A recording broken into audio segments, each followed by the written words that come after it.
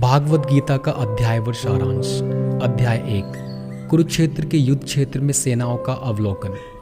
कुरुक्षेत्र के युद्ध में मैदान में पांडवों और कौरवों की दो सेनाएं आमने सामने हैं। कई संकेत पांडवों की जीत की ओर इशारा करते हैं। पांडवों के चाचा और कौरवों के पिता धृतराष्ट्र को अपने बेटों की जीत की संभावना पर संदेह है और वे अपने सचिव संजय से युद्ध के मैदान के दृश्य का वर्णन करने के लिए कहते हैं। 5 पांडव भाइयों में से एक अर्जुन युद्ध से ठीक पहले संकट से गुजरता है। वह अपने परिवार के सदस्यों और शिक्षकों के प्रति करुणा से अभिभूत है जिन्हें उसे मारना है। कृष्ण के सामने कई महान और नैतिक कारण प्रस्तुत करने के बाद वह क्यों युद्ध नहीं करना चाहता। अर्जुन युद्ध से अभिभूत होकर अपने हथियार एक तरफ रख देता है। युद्ध के प्रति अर्जुन की अनिच्छा उसके दयालु हृदय को दर्शाती है। ऐसे व्यक्ति दिव्य ज्ञान प्राप्त करने योग्य है। अध्याय 2। गीता की विषय वस्तु का सारांश। कृष्ण अर्जुन के तर्कों से सहानुभूति नहीं रखते, बल्कि वे अर्जुन को याद दिलाते हैं कि उसका कर्तव्य युद्ध करना है। उसे अपने हृदय की कमजोरी पर काबू पाने का आदेश देते हैं। अर्जुन अपने रिश्तेदारों को मारने के प्रति अपनी घृणा और कृष्ण की इच्छा कि उसे युद्ध करना चाहिए के बीच उलझा हुआ है। व्यथित और भ्रमित अर्जुन कृष्ण से मार्गदर्शन मांगता है और उसका शिष्य बन जाता है। कृष्ण अर्जुन के आध्यात्मिक गुरु की भूमिका निभाते हैं और उसे सिखाते हैं कि आत्मा शाश्वत है और उसे मारा नहीं जा सकता है। युद्ध में मरने से योद्धा को स्वर्ग की प्राप्ति होती है। इसलिए अर्जुन को इस बात पर प्रसन्न होना चाहिए कि जिन लोगों को वो मारने जा रहा है वे श्रेष्ठ जन्म प्राप्त करेंगे। एक व्यक्ति हमेशा एक व्यक्ति होता है, केवल उसका शरीर नष्ट होता है, इसलिए शोक करने की कोई बात नहीं है। अर्जुन का युद्ध ना करने का निर्णय उसके अपने रिश्तेदारों के साथ जीवन का आनंद लेने की इच्छा पर आधारित है, भले वे ज्ञान और कर्तव्य की कीमत पर ऐसा करें। ऐसी मानसिकता व्यक्ति को भौतिक दुनिया से बांधे रखती है। कृष्ण अर्जुन को बुद्धि योग में संलग्न होने, परिणामों के प्रति आसक्ति के बिना काम करने की सलाह देते हैं। इस तरह से युद्ध करके अर्जुन खुद को जन्म और मृत्यु के चक्र से मुक्त कर लेगा और भगवान के राज्य में प्रवेश करने के योग्य हो जाएगा। अध्याय 3। कर्मयोग। अर्जुन अभी भी उलझन में है। वह सोचता है कि बुद्धि योग का अर्थ है कि व्यक्ति को सक्रिय जीवन से निवृत्त होकर तपस्या और कठोर तप करना चाहिए, लेकिन कृष्ण कहते हैं नहीं, युद्ध करो, लेकिन त्याग की भावना से करो और सभी परिणाम परमात्मा को अर्पित करो। यह सबसे अच्छी शुद्धि है। आसक्ति के बिना काम करने से व्यक्ति परमात्मा को प्राप्त करता है। भगवान की प्रसन्नता के लिए यज्ञ करने से भौतिक समृद्धि और पाप कर्मों से मुक्ति मिलती है। आत्मज्ञानी व्यक्ति भी अपने कर्तव्य की परित्याग नहीं करता, वह दूसरों को शिक्षा देने के लिए ही कार्य करता है। फिर अर्जुन भगवान से पूछता है कि वह कौन सी चीज है जो मनुष्य को पाप करने के लिए प्रेरित करती है। कृष्ण उत्तर देते हैं कि यह वासना ही है जो मनुष्य को पाप करने के लिए प्रेरित करती है। यह वासना मनुष्य को भ्रमित करती है और उसे भौतिक संसार में उलझा देती है। वासना इंद्रियों, मन और बुद्धि में मौजूद होती है, लेकिन इसे आत्मनियंत्रण से रोका जा सकता है। अध्याय 4। पारलौकिक ज्ञान। भागवत गीता का विज्ञान सबसे पहले कृष्ण ने सूर्य देव विवस्वान को सुनाया था। विवस्वान ने अपने वंशजों को यह ज्ञान सिखाया जिन्होंने इसे मानवता को सिखाया। ज्ञान संचारित करने की इस प्रणाली को शिष्य परंपरा कहा जाता है। जब भी और जहाँ भी धर्म का ह्रास होता है और अधर्म का उदय होता है, कृष्ण अपने मूल दिव्य रूप में प्रकट होते हैं, जो भौतिक प्रकृति से अछूता रहता है। लेकिन व्यक्ति भगवान की दिव्य प्रकृति को समझ लेता है। वह मृत्यु के समय भगवान के शाश्वत धाम को प्राप्त करता है। प्रत्येक व्यक्ति प्रत्यक्ष या अप्रत्यक्ष रूप से कृष्ण के समक्ष समर्पण करता है और कृष्ण भी व्यक्ति के समर्पण के अनुसार ही प्रत्युत्तर देते हैं। कृष्ण ने वर्ण आश्रम नामक व्यवस्था बनाई जिसमें सामाजिक और आध्यात्मिक जीवन के विभाजन थे, ताकि लोगों को उनकी मनोभौतिक प्रकृति के अनुसार जोड़ा जा सके। कर्म के परिणामों को सर्वोच्च को समर्पित करके लोग धीरे धीरे पारलौकिक ज्ञान के स्तर तक पहुंच जाते हैं। अज्ञानी और अविश्वासी लोग जो शास्त्रों को प्रकट ज्ञान पर संदेह करते हैं, वे कभी भी खुश नहीं हो सकते, ना ही ईश्वर चेतना प्राप्त कर सकते हैं। अध्याय 5। कर्मयोग। कृष्ण चेतना में क्रिया। अर्जुन अभी भी इस बात को लेकर असमंजस में है कि क्या बेहतर है, कर्म का त्याग या भक्ति में काम करना। कृष्ण समझते हैं कि भक्ति सेवा बेहतर है, क्योंकि सब कुछ कृष्ण का है। इसलिए त्यागने के लिए कुछ भी अपना नहीं है। इसलिए जो कुछ भी उसके पास है उसे कृष्ण की सेवा में ही लगाना चाहिए। ऐसी चेतना में काम करने वाला व्यक्ति त्यागी होता है। यह प्रक्रिया जिसे कर्म योग कहा जाता है व्यक्ति को फलदायी कर्म के परिणाम पुनर्जन्म में उलझाव से बचाने में मदद करती है। जो व्यक्ति अपने मन और इंद्रियों को वश में करके भक्ति में काम करता है वह दिव्य चेतना में रहता है। यद्यपि उसकी इंद्रियां विषयों में व्यस्त रहती है फिर भी वह पृथक शांति और सुख में स्थित रहता है। अध्याय 6 ध्यान योग। रहस्यवादी योग की प्रक्रिया में भौतिक गतिविधियों को रोकना शामिल है। फिर भी सच्चा रहस्यवादी वह नहीं है जो कर्तव्य नहीं करता है। एक सच्चा योगी अपने कर्तव्य के अनुसार काम करता है बिना किसी परिणाम के मोह या इंद्रिय तृप्ति की इच्छा के। असल में योगी का हृदय के भीतर परमात्मा से मिलना और उनके आदेश का पालन करना शामिल है। यह नियंत्रित मन की मदद से हासिल किया जा सकता है। ज्ञान और बोध के माध्यम से व्यक्ति भौतिक, आस्तिक, गर्मी और सर्दी, सम्मान और अपमान आदि के द्वंद्वों से अप्रभावित हो जाता है। खाने, सोने, काम और मनोरंजन के नियमन से योगी अपने शरीर, मन और गतिविधियों पर नियंत्रण प्राप्त करता है और पारलौकिक आत्मा पर अपने ध्यान में स्थिर हो जाता है। अंततः वह समाधि प्राप्त करता है जो पारलौकिक इंद्रियों के माध्यम से पारलौकिक आनंद का आनंद लेने की क्षमता की विशेषता है। सर्वोच्च योगी वह है जो हमेशा कृष्ण परमात्मा के बारे में सोचता है। अध्याय 7 परम तत्व का ज्ञान। कृष्ण स्वयं को सभी भौतिक और आध्यात्मिक ऊर्जाओं के मूल रूप में प्रकट करते हैं। यद्यपि उनकी ऊर्जा भौतिक प्रकृति को प्रकट करती है जिसमें 3 अवस्थाएं सौम्य, वासना और अज्ञान है। कृष्ण भौतिक नियंत्रण में नहीं है लेकिन बाकी सभी भौतिक नियंत्रण में है सिवाय उन लोगों के जो उनके प्रति समर्पित है। कृष्ण हर जीव का सार है। जल का स्वाद, अग्नि में गर्मी, आकाश में ध्वनि, सूर्य और चंद्रमा का प्रकाश, मनुष्य में क्षमता, पृथ्वी की मूल सुगंध, बुद्धिमानी की बुद्धि और सभी जीवित प्राणियों का जीवन। 4 प्रकार के लोग कृष्ण की शरण में जाते हैं और 4 प्रकार के लोग नहीं जाते। जो लोग शरण में नहीं आते वे कृष्ण की क्षणभंगुर मायावी शक्ति से आच्छादित रहते हैं और उन्हें कभी नहीं जान पाते। लेकिन धर्मपरायण लोग भक्ति की शरण में जाने के योग्य हो जाते हैं। उनमें से जो लोग यह समझ लेते हैं कि कृष्ण ही सभी कारणों के कारण है वे दृढ़ निश्चय के साथ भक्ति में लग जाते हैं और कृष्ण के प्रिय बन जाते हैं। ये विरल आत्माएं निश्चित रूप से उन्हें प्राप्त करती हैं। अध्याय 8 परम पद की प्राप्ति। अर्जुन कृष्ण से 7 बार प्रश्न पूछते हैं। ब्रह्म क्या है, आत्म क्या है, सकाम कर्म क्या है, भौतिक अभिव्यक्ति क्या है, देवता कौन है, यज्ञ का स्वामी कौन है और भक्ति में लीग मृत्यु के समय कृष्ण को कैसे जान सकते हैं। कृष्ण उत्तर देते हैं कि ब्रह्म अविनाशी जीव को संदर्भित करता है, स्वयं आत्मा की सेवा की अंतर्निहित प्रकृति को संदर्भित करता है और सकारात्मक क्रियाकलाप का अर्थ है ऐसे कार्य जो भौतिक शरीर का विकास करते हैं। भौतिक अभिव्यक्ति हमेशा बदलती रहने वाली भौतिक प्रकृति है। देवता और उनके ग्रह सर्वोच्च भगवान के सार्वभौमिक रूप का हिस्सा है और बलिदान के भगवान कृष्ण सुपर आत्म के रूप में है। जहाँ तक मृत्यु के समय कृष्ण को जानने की बात है तो यह व्यक्ति की चेतना पर निर्भर करता है। सिद्धांत यह है कि शरीर त्यागते समय व्यक्ति जिस भी अवस्था को याद करता है वह अवस्था उसे अवश्य प्राप्त होगी। कृष्ण कहते हैं जो कोई जीवन के अंत में केवल मेरा स्मरण करते हुए अपना शरीर त्यागता है वह तुरंत ही बिना किसी संदेह के मेरे रूप में मेरे स्वरूप को प्राप्त कर लेता है। इसलिए है मेरे प्रिय अर्जुन, तुम्हें सदैव कृष्ण के रूप में मेरा चिंतन करना चाहिए और साथ ही युद्ध करने का अपना निर्धारित कर्तव्य पूरा करना चाहिए।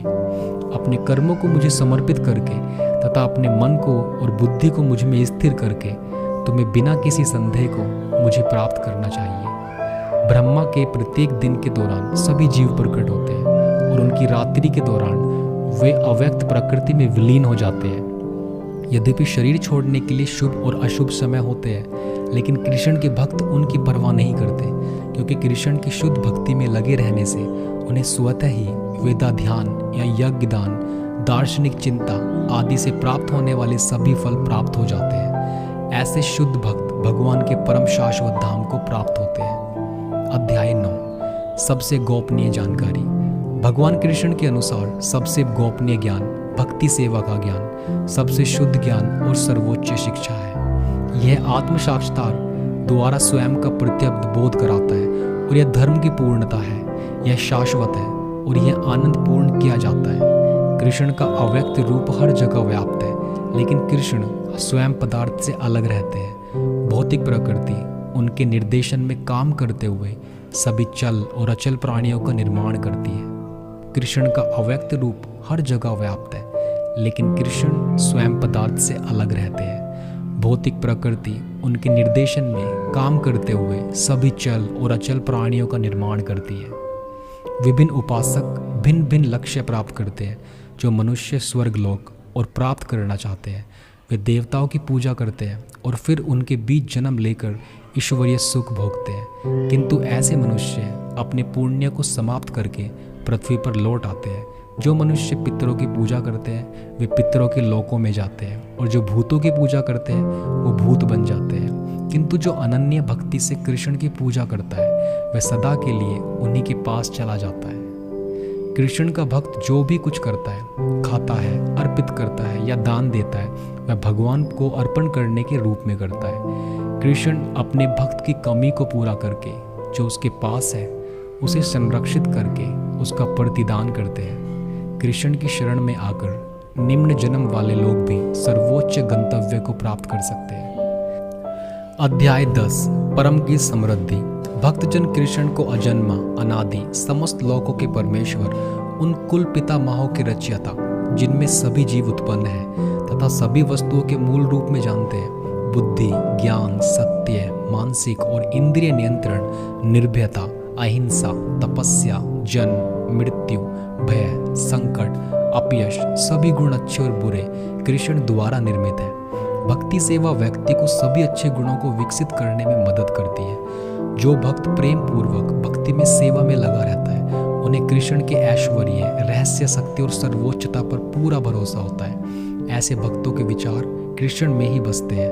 उनका जीवन उनकी सेवा के लिए समर्पित होता है और वो एक दूसरे को ज्ञान देकर उनके बारे में बातचीत करके बहुत आनंद और संतुष्टि प्राप्त करते हैं। शुद्ध भक्ति में लगे भक्तों को चाहे उन्हें शिक्षा या वैदिक सिद्धांत या फिर ज्ञान भी क्यों ना हो, कृष्ण भीतर से सहायता प्रदान करते हैं, जो स्वयं अज्ञान से उत्पन्न अंधकार का नाश करते हैं। अर्जुन ने भगवान के सर्वोच्च व्यक्ति, परम निवास और परम सत्य, सबसे शुद्ध, पारलौकिक और मूल व्यक्ति, अजन्मा, सबसे महान, मूल और सभी के भगवान के रूप में कृष्ण की स्थिति को महसूस किया है। अब अर्जुन और अधिक जानना चाहते हैं। भगवान कृष्ण और अधिक बताते हैं और फिर निष्कर्ष निकालते हैं। सभी समृद्ध, सुंदर और शानदार रचनाएं मेरी महिमा की एक चिंगारी से निकलती है। अध्याय 11 सार्वभौमिक रूप। भोले भाले लोगों को धोखेबाजी से बचाने के लिए अर्जुन कृष्ण से उनके सार्वभौमिक रूप से प्रदर्शित करके उनकी दिव्यता साबित करने के लिए कहता है। एक ऐसा रूप जिसे दिखाने के लिए हर समय व्यक्ति को तैयार रहना चाहिए, जो खुद को भगवान होने का दावा करता है। कृष्ण अर्जुन को दिव्य दृष्टि देते हैं जिससे वह शानदार, चमकदार, असीमित सार्वभौमिक रूप को देख सकता है, जो एक ही स्थान पर वह सब कुछ प्रकट करता है, जो कभी था, अब है या होगा। अर्जुन हाथ जोड़कर प्रणाम करता है और भगवान की स्तुति करता है। फिर कृष्ण बताते हैं कि 5 पांडवों को छोड़कर युद्ध के मैदान में इकट्ठे सभी सैनिक मारे जाएंगे। इसलिए कृष्ण अर्जुन को अपना साधन बनाकर लड़ने के लिए प्रेरित करते हैं और उसे जीत और समृद्ध राज्य की गारंटी देते हैं। अर्जुन कृष्ण से अनुरोध करता है कि वह अपना भयावह रूप वापस ले और अपना असली रूप दिखाए। तब भगवान अपना चतुर्भुज रूप दिखाते हैं और अंत में अपना असली 2 भुजा रूप दिखाते हैं। भगवान के सुंदर मानव रूप को देखकर अर्जुन शांत हो जाता है। जो व्यक्ति शुद्ध भक्ति में लीन है वह ऐसा रूप देख सकता है। अध्याय 12 भक्ति सेवा। अर्जुन पूछते हैं कौन अधिक उत्तम है, भगवान के साकार रूप की पूजा और सेवा करने वाला भक्त या निराकार ब्रह्मा का ध्यान करने वाला अध्यात्मवादी। कृष्ण उत्तर देते हैं जो भक्त अपना मन मेरे साकार रूप पर स्थिर करता है वह सबसे उत्तम है। चूंकि भक्ति सेवा और मन और इंद्रियों का उपयोग करती है, इसलिए यह देहधारी आत्मा के लिए परम लक्ष्य तक पहुंचने का आसान स्वाभाविक मार्ग है। अव्यक्तिक मार्ग अप्राकृतिक और कठिनाइयों से भरा है। कृष्ण इसकी अनुशंसा नहीं करते हैं। भक्ति सेवा के सर्वोच्च चरण में व्यक्ति की चेतना पूरी तरह से कृष्ण पर केंद्रित होती है। एक कदम नीचे नियमित भक्ति सेवा का आभास है, उससे भी नीचे कर्म योग है, जिसमें कर्म के फलों का त्याग किया जाता है। परम तत्व को प्राप्त करने की अप्रत्यक्ष प्रक्रियाओं में ध्यान और ज्ञान का विकास शामिल है। जो भक्त शुद्ध, निपुण, सहनशील, आत्मसंयमी, संभावी, ईर्ष्या रहित, मिथ्या अहंकार से मुक्त, सभी जीवों से मैत्रीपूर्ण तथा मित्रों और शत्रुओं में सम है, वह भगवान को प्रिय है। अध्याय 13 प्रकृति, भोक्ता और चेतना। अर्जुन प्रकृति, पुरुष, क्षेत्र, क्षेत्रज्ञ, ज्ञान और ज्ञान की वस्तु के बारे में जानता है। कृष्ण बताते हैं कि क्षेत्र बुद्ध आत्मा का क्रिया रूप है, अर्थात शरीर। इसके भीतर जीव और परमेश्वर दोनों रहते हैं, जिन्हें क्षेत्रज्ञ कहा जाता है, अर्थात क्षेत्र का ज्ञाता। ज्ञाता का अर्थ है शरीर और उसके श्रोताओं की समझ और उसके ज्ञाताओं की समझ। ज्ञान में विनम्रता, अहिंसा, सहनशीलता, स्वच्छता, आत्मनियंत्रण, मिथ्या अहंकार का अभाव और सुखद और अप्रिय घटनाओं के बीच समचित्तता जैसे गुण शामिल है। ज्ञान का विषय परमात्मा है। प्रकृति सभी भौतिक कारणों और प्रभावों का कारण है। दो पुरुष या भोक्ता, जीवन और परमात्मा है। वह व्यक्ति जो देख सकता है कि व्यक्तिगत आत्मा का परमात्मा विभिन्न प्रकार के भौतिक शरीरों में अपरिवर्तित रहते हैं, जिनमें वे सफलतापूर्वक निवास करते हैं, और उसे शाश्वतता की दृष्टि प्राप्त करता है। शरीर और शरीर के ज्ञाता के बीच अंतर को समझकर और भौतिक बंधनों से मुक्त की प्रक्रिया को समझकर व्यक्ति सर्वोच्च लक्ष्य तक पहुंचता है। अध्याय 14 भौतिक प्रकृति के 3 स्वरूप।